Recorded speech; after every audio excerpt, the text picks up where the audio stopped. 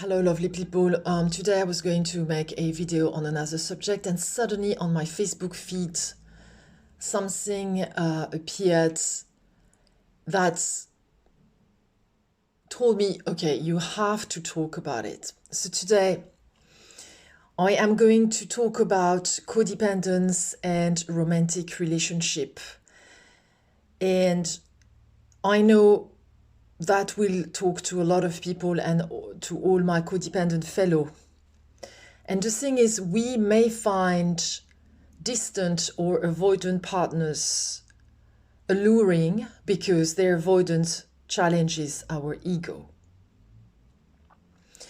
And more often than not, we will find more exciting to be caught up in this push and pull dynamic with someone than to say yes to love that is readily available and healthy for us. But this is where we need to be very careful, because the excitement comes from the eroticizing rejection. And it feeds that part of us that still feels like have something to prove.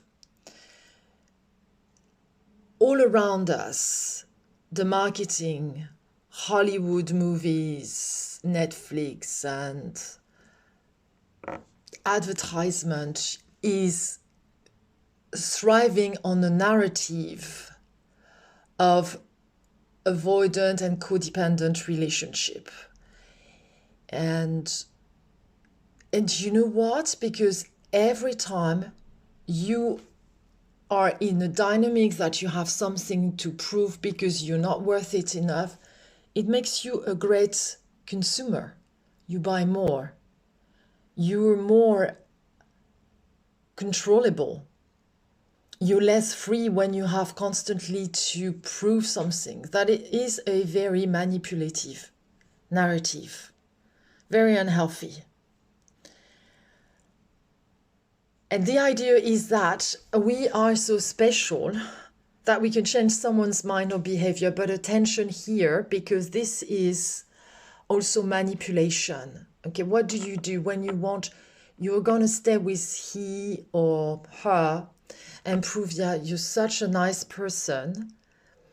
You're going to do everything he or she wants to prove you're worthy of a love that is still ignoring, but that is there, and you want to prove so much it is there.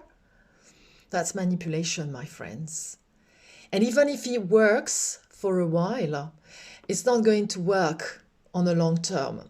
And if it does kind of work, well, it will take away from your soul and from your truth.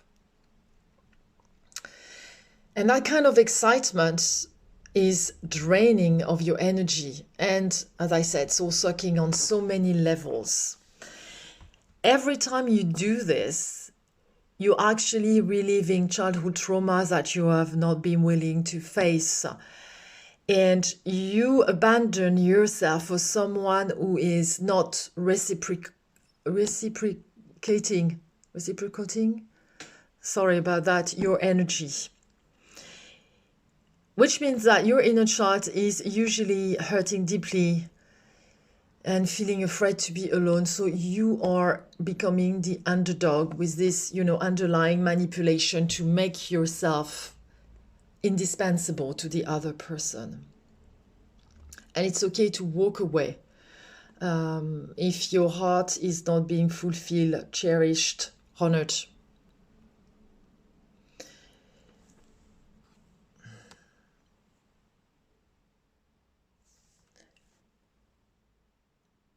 You don't need someone to trigger all your insecurities by treating you like an afterthought or avoiding intimacy. And you might be the one avoiding intimacy, because true intimacy will take you to another dynamic that you are not used to.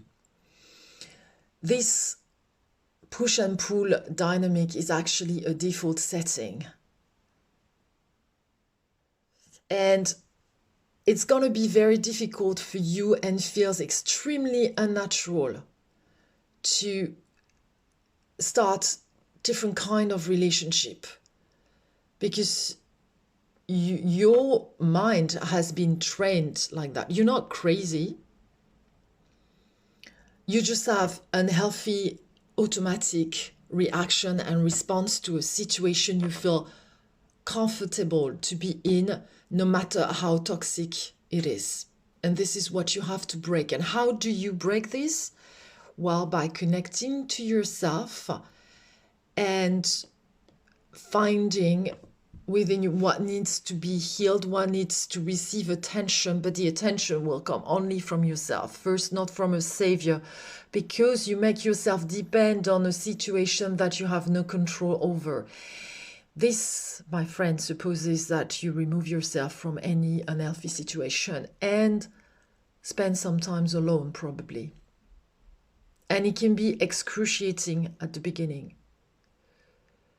But over time, you will gain strength, and you can also get some help along the way.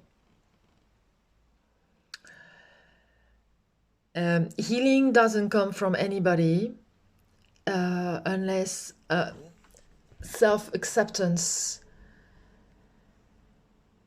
and making a true relationship with yourself, your inner child, should be the number one in your life. When you start doing that, you will find your boundaries naturally, and this is why you will project outside, and you will start attracting a very different kind of people. It does take time. Okay? Love you. Bye-bye.